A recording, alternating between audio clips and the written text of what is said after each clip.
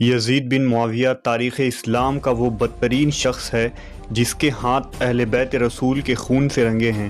اس کی سیاہ شخصیت اور کارنامے اسے فرعون، نمرود اور قارون کے صف میں کھڑا کر دیتی ہے، جس کا انجام آخرت میں بھیانک ترین اور باعث عبرت ہوگا۔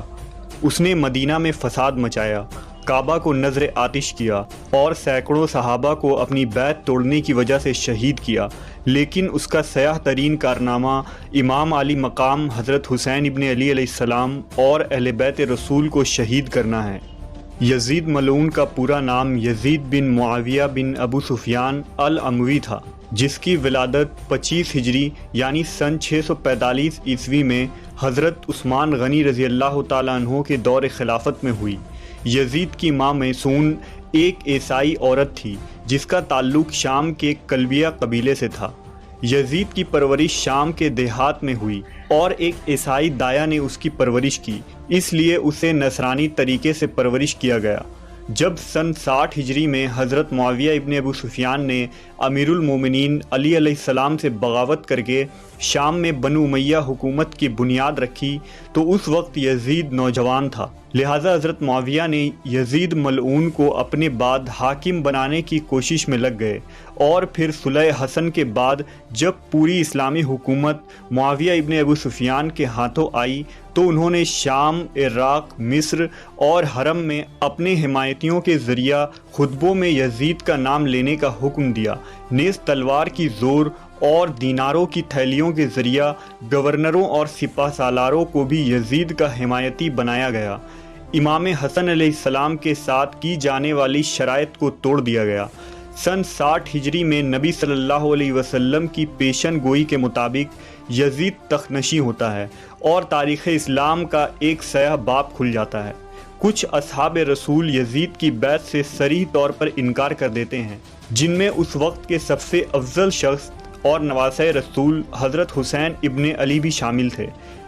اس بات کا بہت زیادہ اندیشہ تھا کہ کہیں اسلامی حکومت کے اندر بغاوت نہ پھوٹ پڑے اور لوگ حضرت حسین ابن علی کو اپنا رہنما بنا کر خروج نہ کر دیں۔ اس جرم میں امام حسین اور اہل بیت رسول کو سن 61 ہجری میں میدان کربلا میں یزید کے حکم سے شہید کر دیا جاتا ہے اور ان کے سر کو بطور عبرت شام کے بازاروں میں نیزوں پر بلند کیا جاتا ہے اور لوگوں کو دکھایا جاتا ہے کہ بغاوت کا کیا انجام ہوتا ہے۔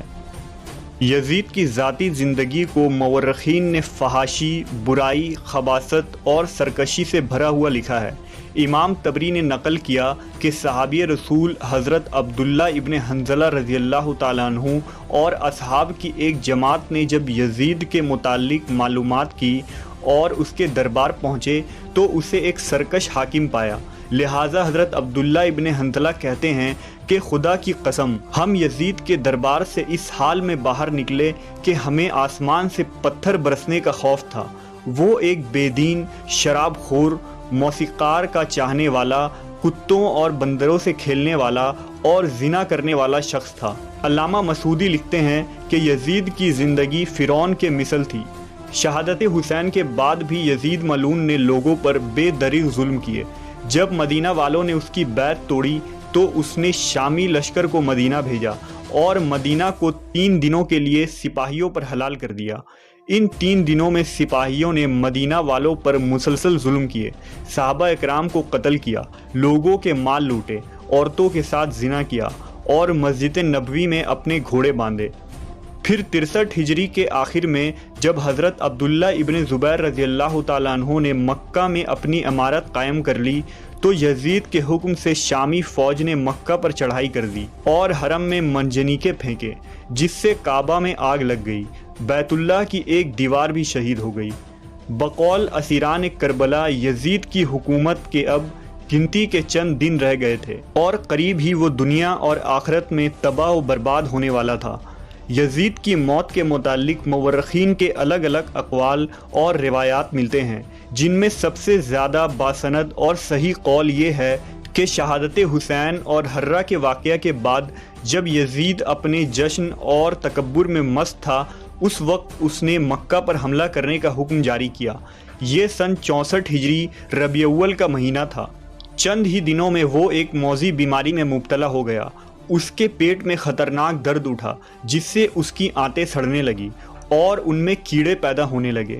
دمشق کے بڑے بڑے طبیب کو بلایا گیا لیکن وہ اس بیماری سے یزید کو شفا یاب کرنے میں ناکام ہو جاتے تھے، کیونکہ یہ اللہ کی طرف سے قہر تھا جو اسے قبر تک لے جانے والی تھی۔